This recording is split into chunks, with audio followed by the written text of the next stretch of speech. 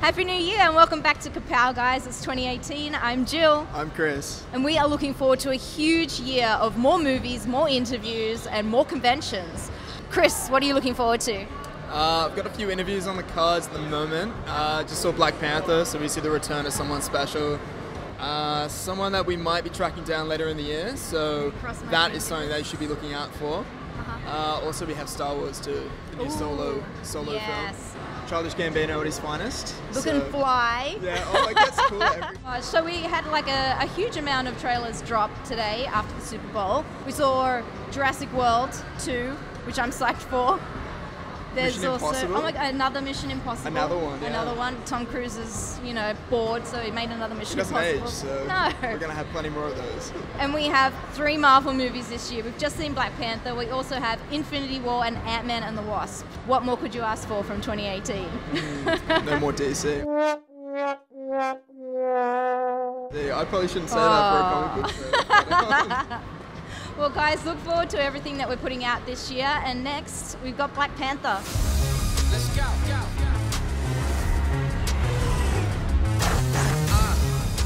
We are home.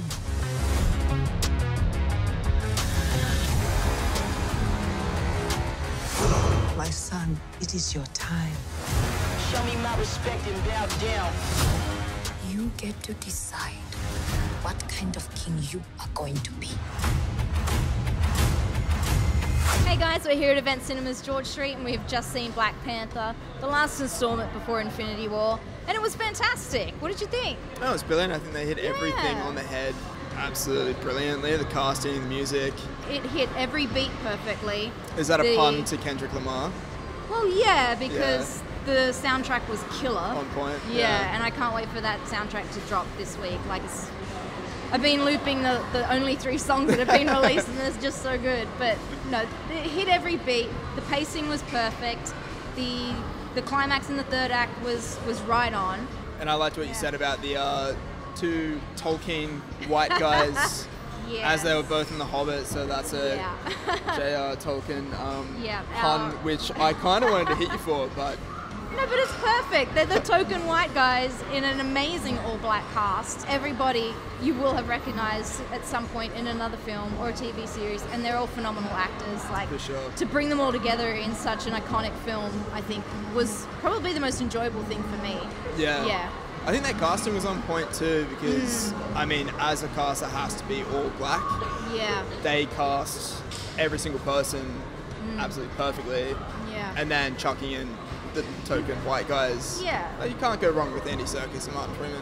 Exactly, yeah. And we were actually trying to work out if we'd seen Andy Serkis as himself in any film before. No. But we're struggling to think of something. I think I recall seeing him in like a rom-com or something like that. Speaking of Andy Serkis, Ulysses Claw was played a lot differently than we saw him in Age of Ultron. Oh, he was creepy and weird. Yeah, I loved it. What did you think of our villain, Eric Killmonger?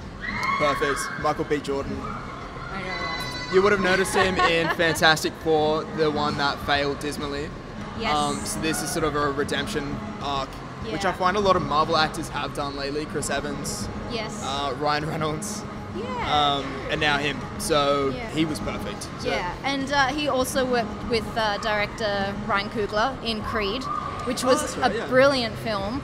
And I think the two of them working together, they really know...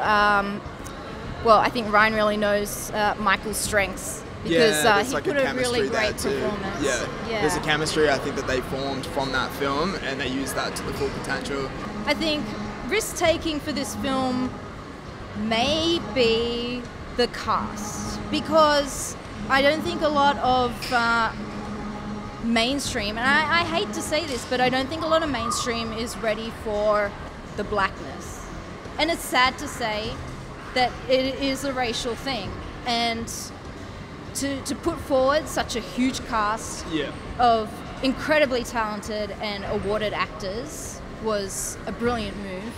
And I think it's a very important message that they're trying to put across. I think they're kind of diverting our attention from the whole whitewashing Hollywood thing. So by doing more films like this, now is the perfect time to do it. Yeah. But again, we're not really ready for that. Yeah. But Killmonger's message I entirely believed, and I felt for him, and I think that he had the right intentions. Yeah. But the way that he was trying to put them forward were wrong. And that's what made him a villain. But it's definitely something that we all need to reflect on. Exactly. And it makes it a really important film. He seemed more realistic than villainous. So all up, what would you give it out of 5? Out of 5, I'd give it a strong 4. Yeah. I think that one extra finger that I could have given it is because I'm so unsure. It's been 20 minutes since I've seen it, and I still don't really know what to think about it. So the whole Lion King meets James Bond, I'm going to claim that as my own comment. That is how I would say the film turned out.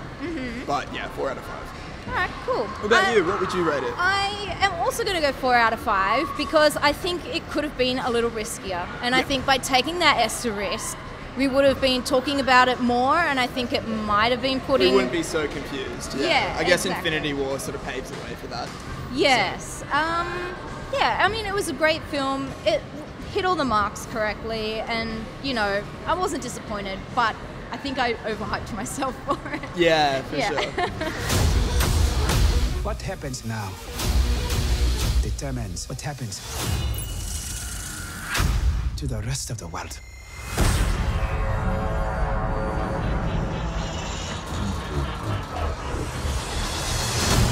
Event Cinemas George Street on the 13th. That's Tuesday, 2 days before Black Panther comes out.